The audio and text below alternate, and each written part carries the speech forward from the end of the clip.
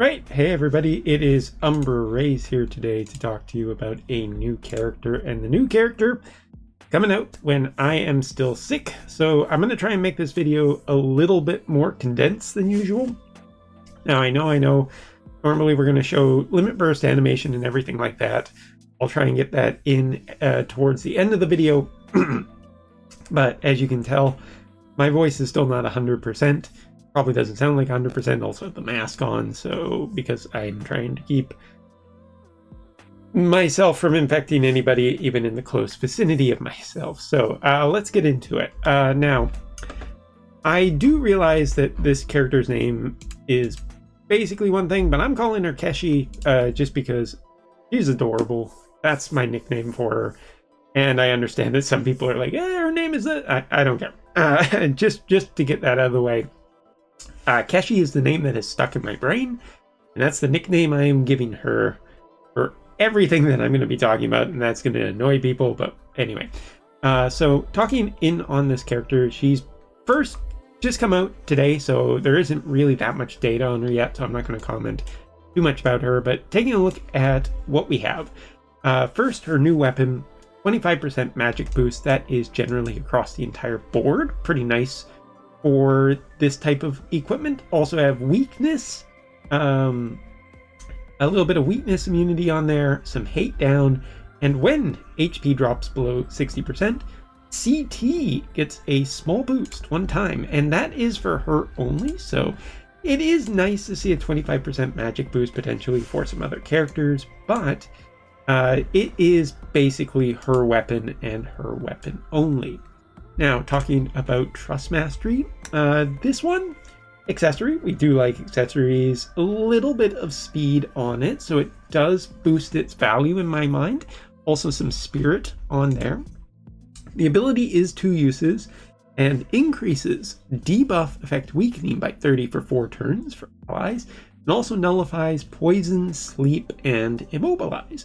And status effect immunity, given that it pops up from character to character from time to time, and it can be absolutely really nasty to deal with. Those status effects, I mean, I always value these a little bit more, but status effects can be game changers. They can do a lot of stuff. I'm just going to say that I like this Trust Mastery. I like it. It's one of the ones I like. Now, as I cough a bunch, Master ability, AoE resistance, and debuff effect weakening. If you're keeping track at home, that's a lot at this point. We have 10 on the weapon. You have potentially 30 extra from her Trust Mastery, and now 15 here. That's well and over 50%, and we haven't even gotten into her main part of her kit. As for Dream ability, reduce magical damage taken the larger the attack size, a total of 10%. AoE resistance of 20, critical evasion of 15. So a lot of survivability early on. Also, her sub-jobs, should mention she is, of course, a 100 cost, non-limited character. That means that you can get her potentially now or in the future, but the question is, how good will she be now? Grimoire Master and Cleric are her sub-jobs, which might be a little bit interesting, but also, before we get any further, yes, she does have access to some curse resistance. Not a ton, unfortunately, so Trust Mastery Stones, other characters might be important for shoring up her survivability and everything, as well as the team's survivability, but she also has confusion resistance and slow resistance. It's okay, it's not great. I'm not overly enamored with that. Could have been better, but also could have been a lot worse. So now let's get into the rest of the character. Starting off, let's get with counters, because I'm not particularly using big on counters. Cleric is a counter all damage 20% chance with a HP increase of 120 times for the character, and that's essentially what hers is, except it counters slash and magic damage at 60% with a 120 mod. Now that's pretty good. It means that if you are going up against certain damage types, you'll probably be okay most of the time, but it's pretty useless against 3 other damage types, so spears are pretty good. This doesn't feel that great. So Grimoire Master, thankfully another alternative, chance to counter all damage, decreased chance of being targeted, and increases AoE resistance, which is kind of a nice combination, and I kind of like it a little bit better than her own counter. Depends on the meta, depends on what you're up against, but I can see this potentially being really easy to switch out. What's not easy to switch out is this ability. First off, does have an actual agility increase on here, but I mean, starting from the top, magic increase 24%, healing power 20%, physical damage taken and magical damage taken, the larger the attack size, decreased by 15%.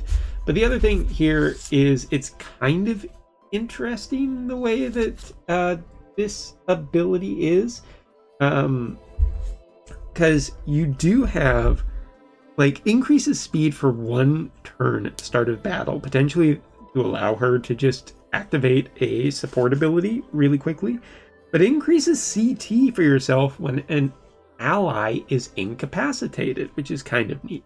I haven't really seen anything like this before, where essentially if another character is incapacitated, you get a CT boost, and it's a medium CT boost.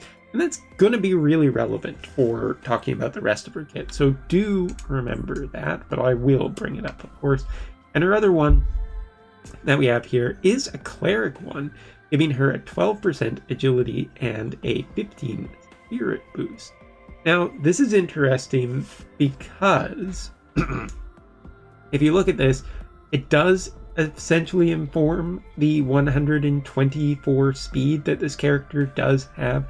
He has access to a lot of agility, and a particularly incredibly high agility at the start of battle, which is really kind of crazy. But given some of her skills, yeah, that probably is really nice.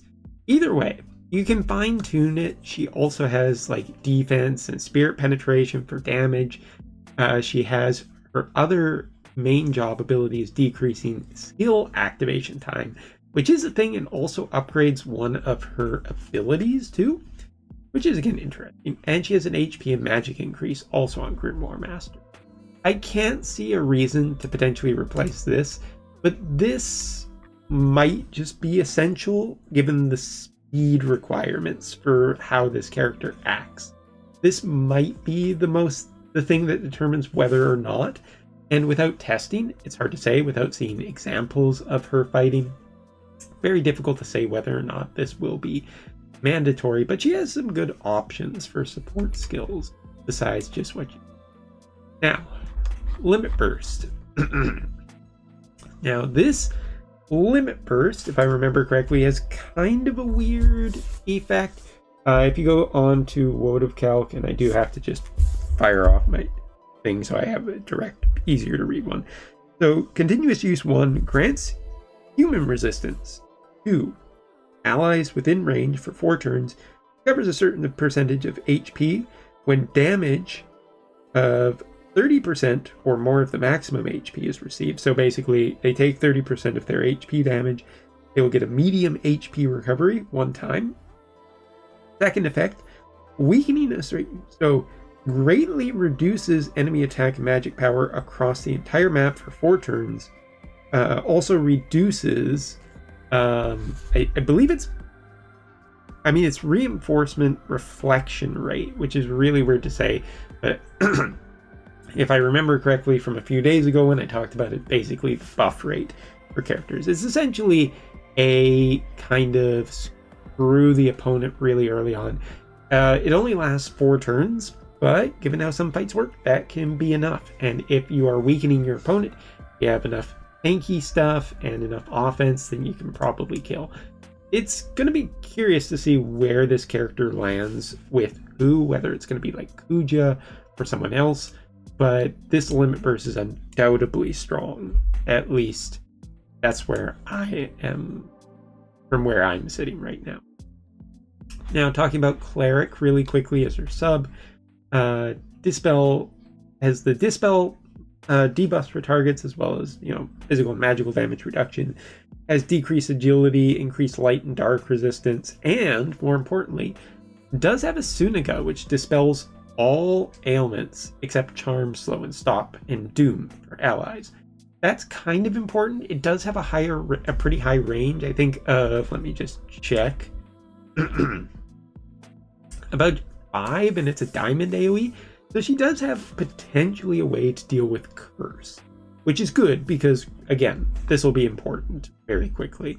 Grimoire Master has, if you don't remember it, like has a decrease AP ability, has a lot of casting time in it, but does have some extra attacks, including 100% hit chance and a chance to inflict confusion, which could be useful on this character, and decreasing attack and magic.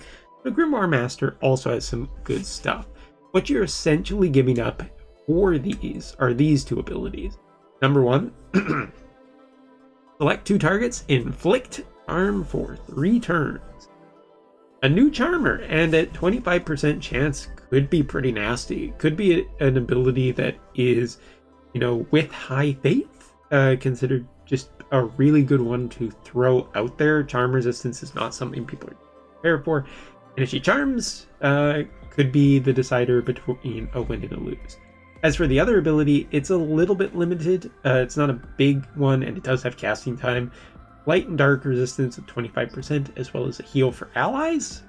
Not bad. I think it's pretty good, but I still question about whether or not this is worth it. The charm one is the one that seems particularly good. If you were wanting her healer, I would go cleric, just having a Suniga in case you are afraid of curse. And Grimoire Master, potentially if you're looking for DPS and status effect. But now we get into her main kit.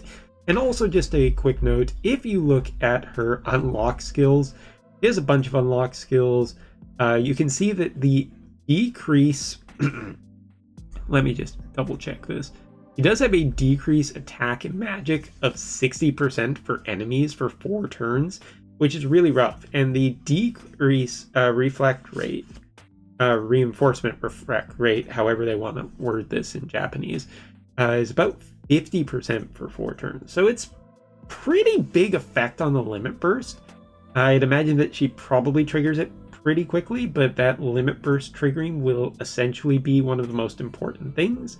If you can delay it like a turn or 2, then that's going to be insanely good. And otherwise, well, is what it is, I guess.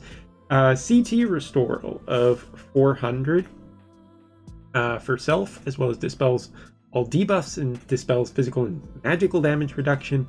That is on the 30% damage taker. She has a bunch of CT Restoral in her kit, as well as dispelling buffs, not only on herself, but for allies. And debuff effect weakening as well herself, which gets triggered among certain steps. So if you read her kit, it is pretty wordy. There's a lot of stuff going on in here. So I'm going to do my best, but it is a bit of a jumble. So this ability, basic one, decrease light resistance 30% for 3 turns, 121 mod, pretty good range on it, like it, no casting time, like that as well. And the thing here is that it does go ways to supporting light-based characters, so that's kind of cool. I think that will be generally viewed as a net positive for her. This ability, 200% chance auto-revive for ally, not self, and if ignore fatal and protect, 200% chance for ignore fatal damage for self. So basically, she gives the target auto revive, and she gets ignore fatal damage for herself. And then she also casts protect for 4 turns as well, and reduces the magical damage the larger the size. And this is whether, like, if protect and ignore fatal are active, which basically is the effect of this ability. So there you go, all in one, compact, does a lot of things, really nice. This next ability here, we have a bunch of ones, but just making sure I have the right one before I speak. 220 mod on it, which is pretty good because, as you've seen, she does have a pretty high attack power. 25% chance to inflict paralysis, 80% chance of paralysis for 3 turns for the targets. So just to clarify that, that's basically a really high chance of that, and increases AoE resistance penetration by 30 for 3 turns to the targets as well. So it is just a flat rate that it is affecting the characters. But again, that will be active for other characters to act upon as well. So pretty nice, pretty capable of dealing damage. And now we get to the rest of her kit. Now this ability, again, little weirdly put on Wotv Calc, so if you are looking on there, be careful. But selects 2 targets, reduces damage taken by 5,000 HP for self. We have an agility increase of 25% for 4 turns for the allies. Reduces physical damage taken the larger the attack size, as well as magic damage the larger the attack size by 25%. Grants the effects of dispelling haste for 4 turns upon a hit, and seals removal of buffs for 3 turns, and seals removal of haste for 3 turns, and seals removal of physical damage and magical damage for 3 turns for 4 turns. So basically, if, you know, once she activates this buff effect on herself, other characters, you get a speed boost, you get the reduced amount of damage taken by a 5,000 HP amount, you get less damage taken, and you're sealing a lot of things that your opponent can potentially do to you, as well as just dispelling haste on your opponent, which that is kind of a thing that a lot of characters do. But you also get one more effect, which is essentially when you take 30% of your maximum HP damage, you get a CT boost for the character as well, which is quite nice. And a one-time kind of debuff removal effect. So there is a lot of things that this ability does. And I'd be lying if I said that this wasn't incredibly impressive, just for how much it does for any given team. Yeah, this is pretty crazy. And then we get into her last 2 abilities. This one, a 2, nope, sorry, in at the wrong spot. Got to make sure I have 1. Where is it? There it is. Okay, select 2 targets, restore HP for allies of a 210 mod, as well as increase elemental resistance of 20% for 3 turns. Now, this also can be upgraded. This, if I am just taking a look, I just want to make sure that it is not... Okay, it is not the one that is upgraded. This is just an EX upgrade by the looks of it. 200% chance for physical damage and magical damage increases. So basically increases the attack power as well as healing them and giving them elemental resistance of 20%. And then our final ability, her big one at the end, grants revive with a 40% HP regain for the dead ally. Now, pretty crazy combination of stuff that we have here. I mean, essentially you're looking at a healer that has very flexible healing with the select targets. You have a lot of buffs, a lot of survivability on her that she can grant to other characters, map effects that attack that basically affect characters before, you know, they even get close, kind of thing. Revive, auto revive, essentially everything in the kitchen sink. This is pretty hard to say that this character is not worth it. I mean, I'm not entirely sure. I feel that maybe this is just going to be a replacement. If I was to say my most dismal kind of expectation for this character, it would be essentially her replacing, just flat out replacing Luciel. I can't imagine a world where she doesn't essentially replace Luciel. And it's just going to be Kuja, Sadali, and her. Although a light and dark team might be quite possible, and a matter of fact, I think that she may find her way very easily onto light-based damage teams, given that she can essentially decrease light resistance and still seems like a very capable damage dealer with her stats. So yeah, that is essentially what we are looking at here for this character. Just 1 second, I'll switch over and we'll take a look at the limit verse and I'll get my closeout thoughts. Alright, so this character 100% seems worth the stones. As a matter of fact, I think she is going to set the pace for a character at the absolute top of the standings for just how strong and capable she looks. It looks like she just has a fully and optimized complete kit, at least early on. Depending on how the AI treats will really show how much she shines. But I would be hard-pressed to imagine a time when she isn't just going to be really, really good. So stay tuned. We'll have more on her very shortly. So thank you very much for watching. Take care. See you later.